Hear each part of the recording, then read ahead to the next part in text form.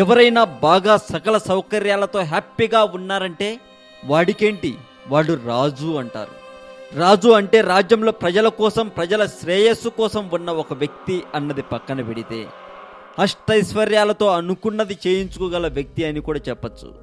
అయితే వినటానికి రొమాంటిక్గా కనిపించే ఇతని కథలను వింటే వామ్మో, ఆ రాజు ఇంత రొమాంటిక్గా ఉండేవాడా అని అనిపించక మానదు. ఇంతకీ ఆ రాజు ఎవరు, అతను చేసిన రొమాంటిక్ పనులేంటి, ఇప్పుడు మనం తెలుసుకుందాం. నేను చెప్పబోయే రాజు మరీ అంత విలాసపురుషుడేం కాదు. ప్రజలకు చెప్పుకోదగిన కార్యక్రమాలు కొన్ని చేశాడు. కానీ వ్యక్తిత్వం పరంగా చూస్తే అతను చాలా రొమాంటిక్ పర్సన్ అట.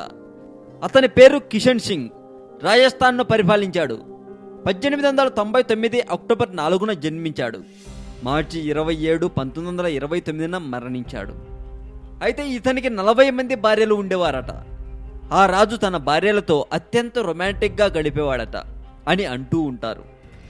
తన ప్యాలెస్కు దగ్గరలోనే అత్యంత రహస్య ప్రదేశంలో ఓ కొలను అంటే స్విమ్మింగ్ పూల్ను నిర్మింపజేసుకున్నాడు. ఆ రాజు దానికి 20 మెట్లను చందనం కర్రతో అమర్చాడు. ఆ మెట్లపై మెట్టుకు 2 చొప్పున మొత్తం 40 మంది భార్యలు నగ్నంగా అటూ ఇటూ కొవ్వొత్తులు పట్టుకొని నిలబడేవారట. వారి మధ్య నుంచి కిషన్ సింగ్ రాజు నగ్నంగా ఆ కొలనులోకి అడుగు పెట్టేవాడట. ఆ సమయంలో ఆ కొలను చుట్టుపక్కల ఎవరిని ఉంచేవారు కాదట.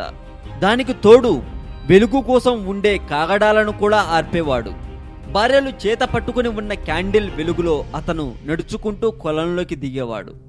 అయితే కొలంలోకి అతను దిగాక ఒక్కో భార్యను కొలంలోకి తోసేవాడు. అలా తోసే క్రమంలో కొవ్వొత్తులు కింద పడకూడదు.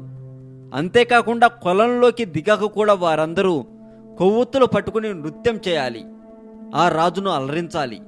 అయితే ఎవరి చేతిలోనైతే కొవ్వొత్తి పడిపోకుండా చివరి వరకు ఉంటుందో వారితోనే రాజు ఆ రోజు రాత్రి సంభోగించేవాడట. అయితే ఈ కార్యక్రమం కేవలం ఒకరోజు కాదు, రోజు ఇదే జరిగేదట. అలా రాజు ఓవైపు భార్యలతో కొలంలో నగ్నంగా స్నానం చేస్తూనే మరోవైపు అలాంటి వింతైన పోటీలు పెట్టేవాడట. ఈ విషయాలన్నిటినీ ఆ రాజు దగ్గర దివాన్గా పనిచేసిన జరమణి దాస్ అనే ఒక వ్యక్తి తన మహారాజా పుస్తకంలో వివరించాడు అని చెబుతూ ఉంటారు.